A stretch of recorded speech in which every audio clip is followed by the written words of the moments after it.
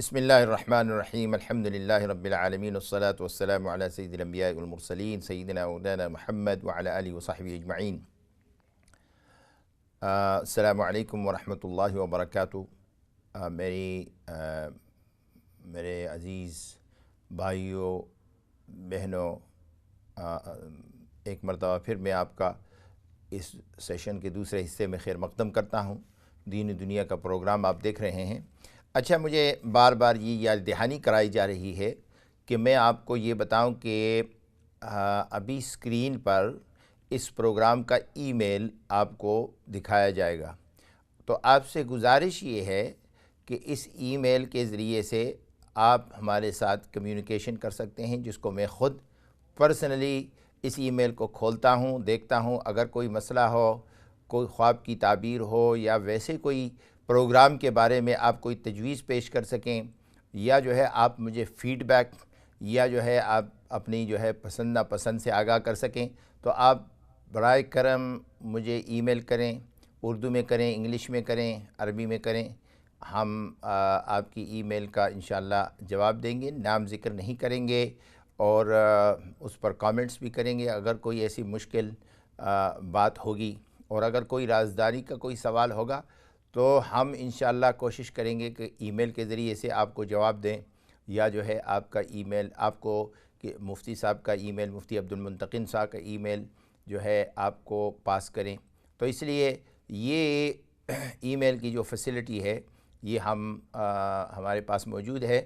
اور چونکہ ہمارے پروگرام کا وقت مختصر ہوتا ہے تو اس لیے ہم براہ راست سوال و جواب، جس کے لیے 2 گھنٹے کا کم از کم پروگرام چاہیے ہوتا ہے، وہ نہیں کر سکتے۔ تو ای میل کے ذریعے سے اس کو وہ انشاءاللہ اس کمی کو پورا کیا جا سکتا ہے، کیونکہ کچھ ہمارے دوست احباب مجھے فیڈ بیک میں یہ بتا رہے ہیں کہ ہم یہ چاہتے ہیں کہ ایسا ہو ایسا ہو، اور کچھ کے سوالات بھی ہوتے ہیں، کچھ خوابوں کی تعبیر بھی جو کافی عرصے سے میرے ساتھ متعلق ساتھی ہیں، خواہ برمنگھم میں ہیں، شیفیلڈ میں ہیں، مانچسٹر میں ہیں، تو وہ پوچھتے رہتے ہیں۔ تو آپ اس پر ای میل کر سکتے ہیں، جو کہ انشاءاللہ دوسروں کے لیے بھی آپ کی تجاویز انشاءاللہ فائدہ مند ہوں گی، ہمیں بھی اس سے فائدہ ہوگا، اور اس سے پروگرام بھی انشاءاللہ امپروو ہوگا۔ تو ہم یہ گزارش کرتے ہیں کہ اس پروگرام کا خالصتاً مقصد یہ ہے کہ اللہ تعالی ہم سے راضی ہو جائے، اور اللہ تعالی ہمیں دین کی بات سننے، دوسروں تک اخلاص کے ساتھ پہنچانے کی توفیق عطا فرمائے۔ ہمارا اس پروگرام سے کوئی دنیاوی منشا اور مقصود نہیں ہے، نہ ہم کوئی یہ چاہتے ہیں کہ ہمارا کسی طرح سے کسی کے اوپر کوئی انفلوئنس ہو، بلکہ ہم یہ چاہتے ہیں کہ ہم اس پروگرام کے ذریعے سے دین کا مذاکرہ آپس میں کریں، اس لیے کہ ذکر فإن الذکریٰ تنفع المؤمنین، جیسے اللہ تعالیٰ نے ہمیں قرآن کریم میں ارشاد فرمایا کہ تم نیکی کا اور خیر کا تذکرہ کرو اور ایک دوسرے کو یاد دہانی کرو، اس لیے کہ یہ تمہاری یاد دہانی اور تذکرہ یہ ایمان والوں کو نفع دیتا ہے۔ تو ہم جب ایک دوسرے کو یاد دہانی کراتے ہیں تو اس سے یہ فائدہ ہوتا ہے کہ ہمیں اللہ تعالی خود بھی اس پر عمل کرنے کی توفیق عطا فرماتے ہیں۔ کہنے والا میں خود سب سے زیادہ کمزور اور محتاج ہوں، اور دعا کرتا ہوں کہ اللہ تعالی مجھے سب سے پہلے ہر بات پر عمل کرنے کی توفیق عطا فرمائے۔ اللہ تعالی ہمیں ان مبارک ایام میں نیک کام، نیک اعمال کرنے کی توفیق عطا فرمائے، اور سب سے بڑا نیک کام، میں ابھی واپس آتا ہوں جہاں سے میں نے بات چھوڑی تھی، لیکن ایک جو چیز ذہن میں آ رہی ہے وہ ہے کہ استغفار کرنا، توبہ کرنا، اللہ کی طرف رجوع کرنا، یہ سب سے بڑا نیک کام ہے، اور یہ ایک ایسا بڑا نیک کام ہے جس کے ذریعے سے اللہ کی رحمت انسان کی طرف متوجہ ہوتی ہے۔ چھوٹا ہو، بڑا عالم ہو، چھوٹا عالم ہو، بوڑھا ہو، بچہ ہو، جوان ہو، بزرگ ہو، ہر ایک کے لیے استغفار جو ہے ایک ایسی اللہ تعالیٰ کی نعمت ہے کہ اللہ تعالیٰ اس کے ذریعے سے اپنے بندوں کے درجات کو بلند فرماتے ہیں، اور خود یعنی مطلب ہے کہ رسول اللہ صلی اللہ علیہ وآلہ وسلم، ہمارا یہ ایمان ہے کہ آپ معصوم اور مغفور ہیں، آپ ہر قسم کے گناہوں اور لغزشوں سے پاک ہیں۔ اللہ کے انبیاء علیہم الصلاۃ والتسلیم پاک ہوتے ہیں، تو اللہ نے آپ کی اولاد کو بھی شیطان کے مس سے پاک کیا ہے۔ تو ان معصوم اور مغفور اللہ کے نبی صلی اللہ علیہ وسلم خود صحیح روایتوں میں آتا ہے کہ ایک روایت میں آیا کہ 100 مرتبہ میں استغفار پڑھتا ہوں، اور دوسرے میں آیا کہ 70 مرتبہ دن میں استغفار پڑھتا ہوں۔ یہ محمد الرسول اللہ صلی اللہ علیہ وسلم ہیں۔ اس لیے کہ استغفار کے ذریعے سے اللہ تعالیٰ کی رحمت متوجہ ہوتی ہے، بلائیں ٹلتی ہیں، مصیبتیں دور ہوتی ہیں، پریشانیاں ختم ہو جاتی ہیں، اللہ کی قربت نصیب ہوتی ہے، اور آگے گناہوں سے بچنے کی اللہ پاک توفیق عطا فرماتے ہیں۔ خیر، یہ پھر ایک مستقل موضوع ہے کہ توبۃ نصوحا، وہ توبہ جو صحیح توبہ ہو، اس کے کیا شرائط ہیں، کیسے کرنی چاہیے۔ لیکن ویسے ہر وقت توبہ و استغفار کرنی چاہیے، اللہ تعالیٰ کی طرف متوجہ ہونی چاہیے۔ علماء نے کچھ شرائط لکھی ہیں جو بعض اوقات آئندہ جو ہے کسی وقت جو ہے اس کے بارے میں زور سے پورے تسلی کے ساتھ اور اس پر زور دے کر کے اس کو بیان کریں گے، تاکہ اللہ تعالیٰ ہم سب کو اس کی توفیق عطا فرمائے کہ توبہ کو ہم سمجھ لیں۔ کچھ لوگ توبہ کرتے ہیں، توبہ کیا اور پھر واپس اسی کام کی طرف جاتے ہیں جس سے توبہ کیا ہو۔ تو اس لیے توبے کا مطلب یہ ہے، علماء کرام نے لکھا ہے، شرائط توبہ میں سے ایک یہ شرط ہے کہ انسان جو گناہ کرے اس سے اپنے آپ کو اس کی طرف واپس نہ جائے، اور جب کبھی بھی چلا جائے غلطی سے تو فوراً پھر دوبارہ اخلاص کے ساتھ توبہ کرے، اس لیے کہ انسان ہے۔ تو میں یہ عرض کر رہا تھا کہ سب سے بڑا یہ ان ایام میں جو اعمال صالحہ ہیں، ان میں سب سے بڑا اور سب سے عظیم عمل جو اللہ کا قرب نصیب کرتا ہے انسان کو، وہ صلاۃ ہے، نماز ہے۔ اور فرض نماز تو ظاہر ہے کہ اس میں کوئی گنجائش ہی نہیں ہے، ایمان والوں کے لیے فرض نماز کا پڑھنا تو ضروری ہے اور فرض ہے ہر مسلمان پر۔ اس کے بعد نوافل ہیں جس کے ذریعے سے اللہ کا قرب نصیب ہوتا ہے۔ اور میں یہ عرض کر رہا تھا کہ اوابین نوافل ہیں، یعنی مطلب ہے کہ ہم جو فرائض کے ساتھ جو سنن اور نوافل پڑھتے ہیں اور وطر پڑھتے ہیں، اس کے علاوہ جو ہے جو سنن نوافل ہیں، جیسے تہجد کی نماز ہو گئی، اوابین کی ہے، چاشت کی ہے، اشراق کی ہے، یہ نمازیں بہت ہی زیادہ اللہ کی قرب انسان کو نصیب کرتی ہیں۔ تو ان کا اہتمام کرنا، اس کے علاوہ نوافل پڑھ سکتے ہیں تو اور زیادہ۔ اور پھر جو ہے ان ایام میں روزوں کا رکھنا، تو روزوں کے ان ایام میں روزوں کا رکھنا یہ ہے کہ اس نیت سے کہ یہ بھی اعمال صالحہ میں شامل ہیں، تو ان 9 دنوں میں۔ لیکن جو 9ویں تاریخ کا روزہ ہے، 9ویں تاریخ کا روزہ، اس کے بارے میں بہت ہی زیادہ فضیلت آئی ہے، اور رسول اللہ صلی اللہ علیہ وآلہ وسلم 9ویں تاریخ کا روزہ رکھتے تھے، اور اس کے بارے میں یہ فرمایا کہ 9ویں تاریخ کا روزہ ایسا ہے کہ اللہ تعالیٰ جو ہے یوم عرفہ کا روزہ، وَأَحْتَسِبُ عَلَى اللَّهِ أَن يُكَفِّرَ السَّنَةَ الَّتِي قَبْلَهُ وَالسَّنَةَ الَّتِي بَعْدَهُ، یعنی میں اس بات کا اللہ تعالیٰ سے گمان اور امید رکھتا ہوں کہ اللہ تعالیٰ پچھلے سال کے گناہ اور اگلے سال کے گناہ معاف فرمائیں گے۔ امام مسلم نے اپنی کتاب صحیح مسلم میں اس حدیث کو روایت کیا ہے، اور اس حدیث میں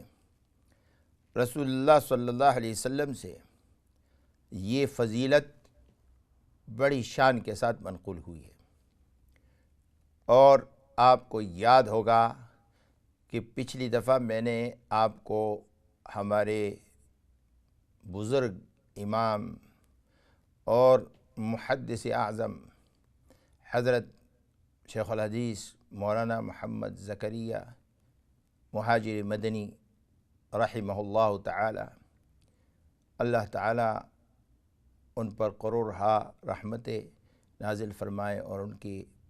تمام دینی خدمات کو قبول و منظور فرمائے۔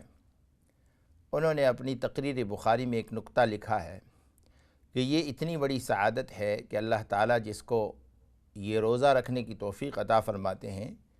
اس کے اگلے سال کی زندگی اور گناہوں سے بچنے کی امید، یعنی گناہوں سے بچنے کے ساتھ ساتھ زندگی کی بھی امید ایک طرح سے بن جاتی ہے۔ تو ایک حضرت نے ایک نکتہ لکھا ہے کہ فرمایا میں بہت زیادہ بیمار ہو گیا تو خدام نے یہ سمجھا کہ اب آخری ایام ہیں حضرت کے، تو فرمایا میں نے کہا کہ بھائی تم فکر مت کرو، مجھے امید ہے کہ اللہ تعالیٰ مجھے اس سال زندگی عطا فرمائیں گے، کیونکہ میں نے اس سال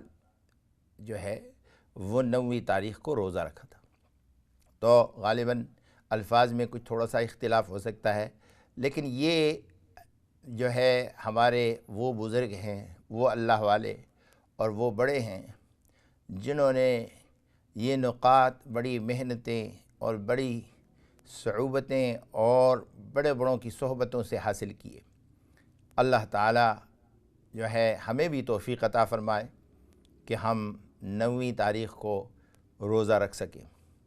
لیکن وہ لوگ جو حج میں ہوں،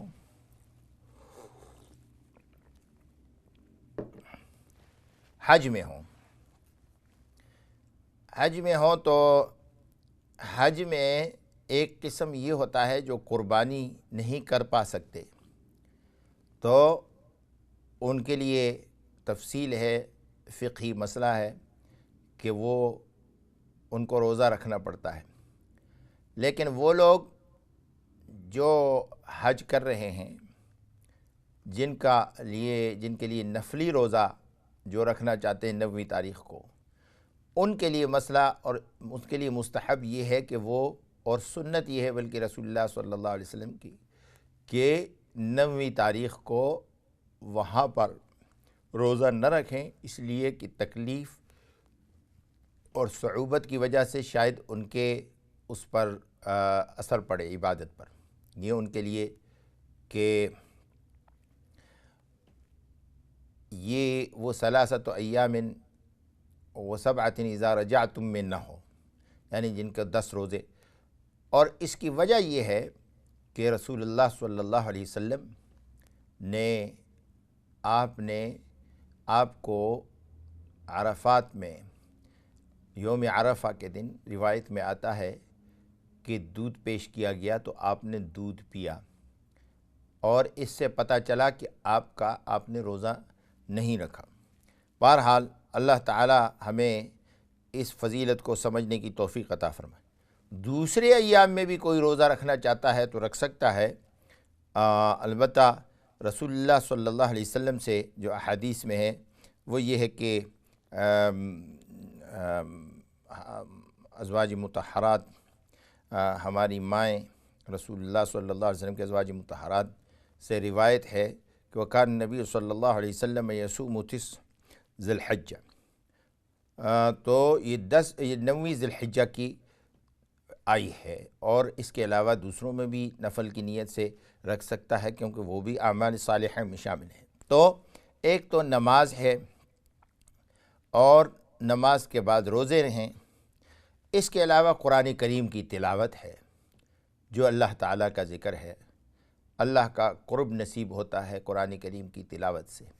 اور میں بارہا عرض کر چکا ہوں کہ کوئی ایسا مسلمان نہیں ہونا چاہیے جو دن میں قرآن کریم کا کچھ حصہ بھی تلاوت نہ کر سکے۔ ہر مسلمان کو چاہیے کہ قرآن کریم کی تلاوت کرے۔ اگر آپ قرآن کریم کی تلاوت سمجھے بغیر بھی کریں گے ثواب کی نیت سے، تو قرآن کریم کی سب سے بڑی فضیلت یہ ہے کہ اللہ تعالیٰ آپ کو گمراہی سے بچائیں گی۔ کتنی بڑی فضیلت ہے! اللہ تعالیٰ مشکلیں آسان فرمائیں گے، اللہ تعالیٰ دن میں رات میں بلکہ ساری زندگی میں برکت عطا فرمائیں گے اگر دوام سے یہ کام کیا جائے، مستقل طور پر کیا جائے۔ اور یہ بڑی بدقسمتی کی بات ہے کہ مسلمانوں پر مہینے گزر جاتے ہیں، سال گزر جاتے ہیں، وہ قرآن کریم کو ہاتھ بھی نہیں لگاتے۔ جو نیک دیندار ہو وہ رمضان میں کچھ تھوڑا سا پڑھ لیتے ہیں، ورنہ قرآن کریم کے ساتھ ہمارا معاملہ بہت ہی زیادہ افسوسناک ہے۔ اور یہ وہ شکایت ہے جو قیامت کے دن رسول اللہ صلی اللہ علیہ وسلم امت کے خلاف کریں گے۔ اللہ تعالی ہم سب کی حفاظت فرمائے کہ کہیں ہم اس شکایت کی زد میں نہ آ جائیں۔ وقال الرسول یا رب ان قوم اتخذوا هذا القرآن مہجورا، کہ اللہ کے نبی صلی اللہ علیہ وسلم کہیں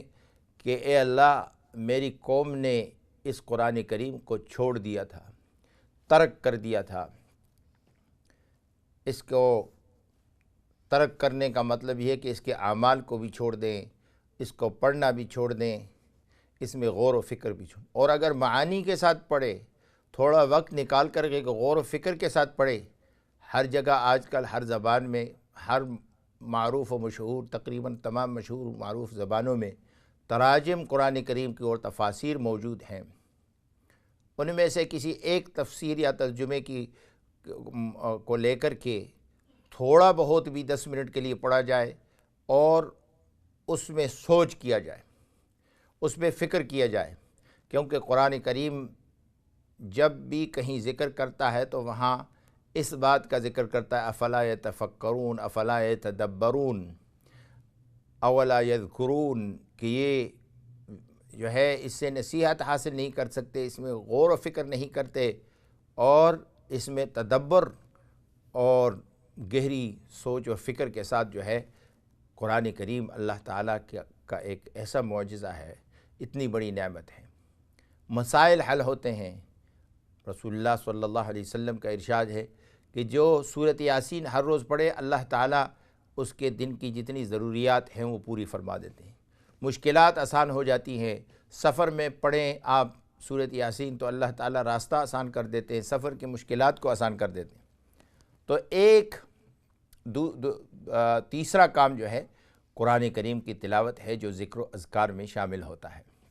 اور قرآن کریم کی تلاوت کو پابندی کے ساتھ کرنا چاہیے۔ یہ نہیں کہ آج کیا تو کل چھوڑ دیا۔ اس پر ایک مستقل سیشن انشاءاللہ ہم کریں گے کہ قرآن کریم کے فضائل، قرآن کریم کے مناقب، اور جنہوں نے نہیں پڑھا انہیں پڑھنا چاہیے۔ الحمدللہ اقرا ود اقرا جو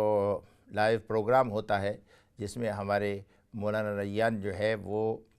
پڑھاتے ہیں قرآن کریم، بڑوں کو بھی پڑھاتے ہیں، بچوں کو بھی پڑھاتے ہیں۔ اب جن حضرات نے نہیں پڑھا، جن ماؤں نے، بہنوں نے اور بھائیوں نے، ان کے لیے یہ موقع ہے۔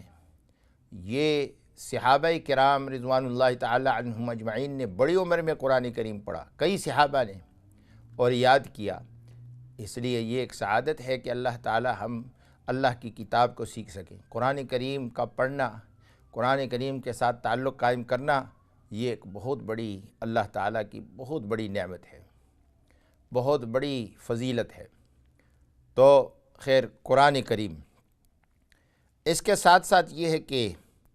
ذکر و اذکار، استغفار کا پڑھنا، کہ اللہ تعالیٰ کے عذاب کو جیسے میں نے عرض کیا ٹال دیتے ہیں، اور اللہ تعالیٰ کی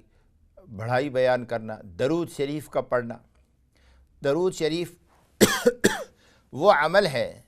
کہ اللہ تعالیٰ کو تو کسی عمل کی ضرورت نہیں، وہ تو معبود ہے، سارے لوگ اس کی عبادت کرنے والے ہیں، اس کی مخلوق ہے، اور اسے کسی عمل کرنے کی ضرورت نہیں۔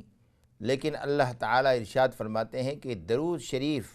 رسول اللہ صلی اللہ علیہ وسلم پر درود شریف بھیجنا، یہ ایک ایسا عمل ہے کہ اللہ تعالیٰ ارشاد فرماتے ہیں کہ ان اللہ و ملائکتہ یصلون علیہ، کہ بے شک اللہ اور اس کے فرشتے بھی اپنے نبی پر درود بھیجتے ہیں۔ اللہم صلی علی سیدنا مولانا محمد وعلی آل سیدنا مولانا۔ تو ایک مرتبہ درود شریف پڑھنے سے 10 گناہ معاف، 10 نیکیاں بڑھ جاتی ہیں، 10 درجات بلند ہو جاتے ہیں۔ اللہ کی رحمت متوجہ ہوتی ہے، اور درود شریف ایک ایسی دعا اور ایک ایسا عمل ہے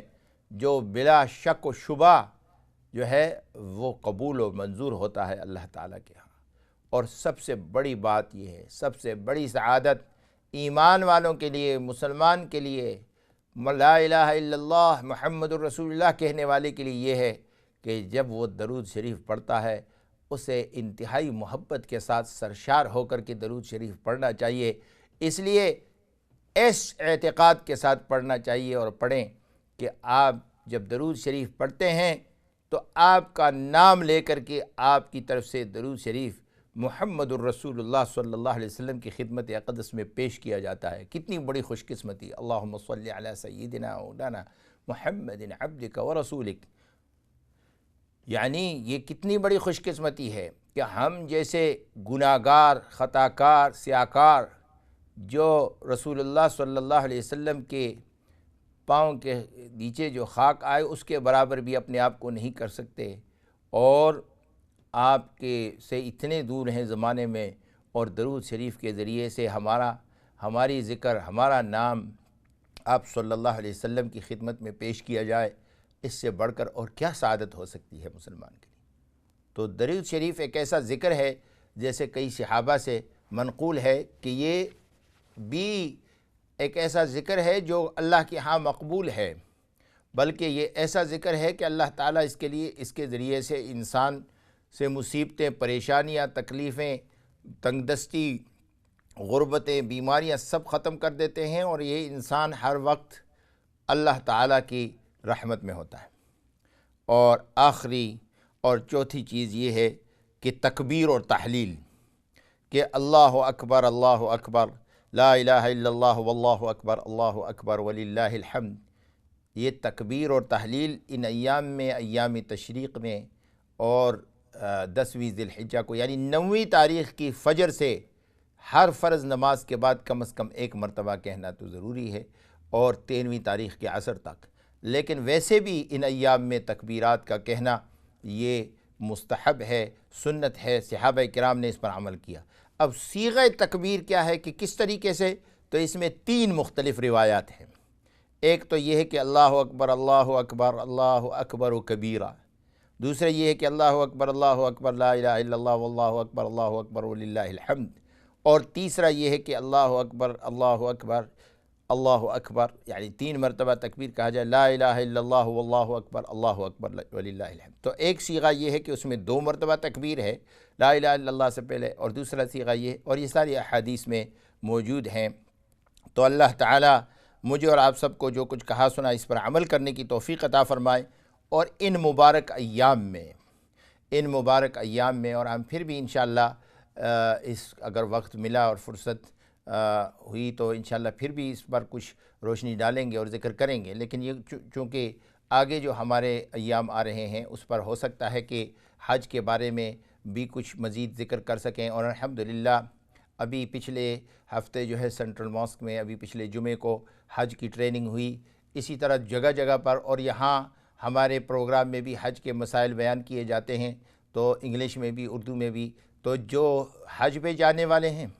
وہ اپنے لیے اپنے حج کے مسائل بھی سیکھیں۔ اللہ تعالیٰ مجھے اور سب کو جو کچھ کہا سنا اس پر عمل کرنے کی توفیق عطا فرمائے۔ ایک مرتبہ پھر آپ کی خدمت میں یہ گزارش کرتا ہوں کہ جو ای میل ایڈریس دیا گیا ہے اس پر اپنے فیڈ بیک، اپنے مسائل، اپنی رائے سے ہمیں آگاہ فرمائیں۔ ہم آپ کی رائے سننے کے لیے انتہائی متمنی ہیں۔ آپ کا پروگرام ہے، ہم چاہتے ہیں کہ آپ کی ضروریات کو دیکھتے ہوئے اس پروگرام کو پیش کیا جائے، تو اس لیے آپ انشاءاللہ اس کار خیر میں ہمارے ساتھ حصہ ڈالیں اور اپنے رائے سے ہمیں آگاہ کریں، ہمارے ساتھ کمیونیکیشن کریں۔ اللہ تعالیٰ مجھے اور سب کو جو کچھ کہا سنا اس پر عمل کرنے کی توفیق عطا فرمائے، ہمیں ان مبارک ایام میں نیک عمل کرنے کی توفیق عطا فرمائے۔ وصلی اللہ وسلم علی سیدنا وحبیبنا وشفیعنا مولانا محمد وعلی آلہ وصحبہ اجمعین برحمتک یا ارحم الراحمین۔ السلام علیکم ورحمۃ اللہ وبرکاتہ۔